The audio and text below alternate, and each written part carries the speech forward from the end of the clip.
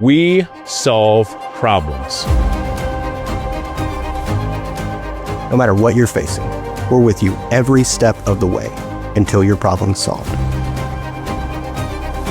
With decades of experience in East Tennessee, we know this community, we know the judges, and we know the law. At Burks & Ogle, we make your fight ours. Well, thanks for checking in this evening. Sure hope you had a great day today. Let's talk about the severe weather potential that's on the table for our Tuesday night into Wednesday morning. And if you're new to the platform, I'm meteorologist Mike Witcher. Thanks for checking in with East Tennessee weather. Let's talk about the flash flood risks first. Then we'll go into the severe weather potential. But we do have that risk for localized flooding and flash flooding concerns. But more importantly, we've got a higher risk for severe storms. Now, the greatest risk is going to be from Lexington to Washington, D.C. Then it kind of comes down into level 2 category in the area shaded in yellow, and a level 1 category down to our south. So basically, Interstate 40 north along the Tennessee-Kentucky border is going to be the greatest risk for isolated strong to severe thunderstorms. We'll break down those categories and time it all out for you here in just a second. And when it comes to the severe weather wind, the severe wind outlook, we've got a level 3, level 3 category. That's a 30% probability. That's a higher probability for damaging wind gusts right along the Tennessee-Kentucky border. You come down to a 15% probability in the area shaded in yellow and a 5% further south. So the storm system is going to continue to weaken as it moves its way from north to south. When it comes to hail, we could see some pea-sized hail, just not necessarily damaging hail, but the tornado threat is not zero. It is right along the Tennessee-Kentucky border. We do have some spin and wind shear in the atmosphere to create spitting supercell thunderstorms, if you will. All right, so I've got medium category for damaging wind gusts. Again, this is Tuesday night into Wednesday morning.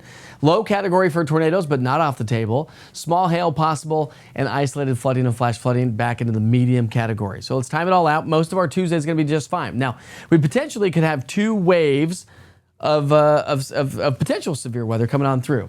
3 o'clock, we're doing just fine. Just a couple of spotty showers and thunderstorms can't be ruled out. Winds are going to be cranking out of the southwest. It is going to be rather breezy and gusty. By 7 o'clock, give or take about an hour or two, there's our storm system. It's coming in from the north.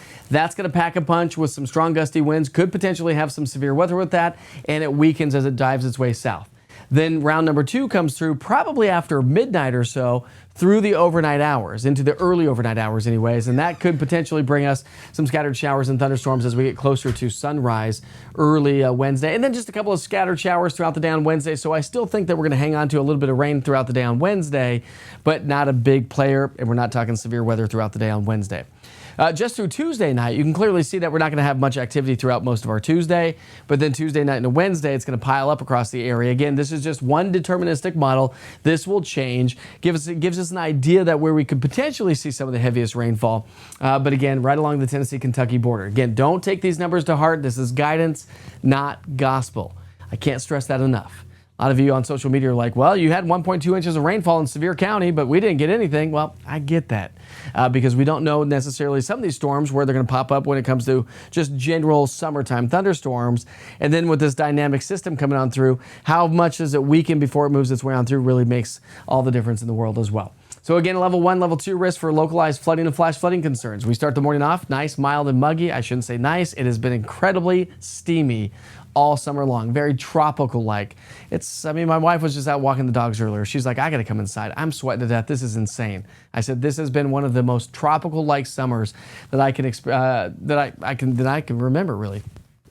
So the wind's going to be increasing throughout the day on Tuesday, so expect a rather breezy and gusty day. It's going to be toasty. Temperatures topping out near 90, heat index values pushing close to 100 degrees, even hotter back to our west. And so because of that, the heat stress is going to be increasing, a lot more yellows and a few pockets of reds. But look at all the reds back off to our west.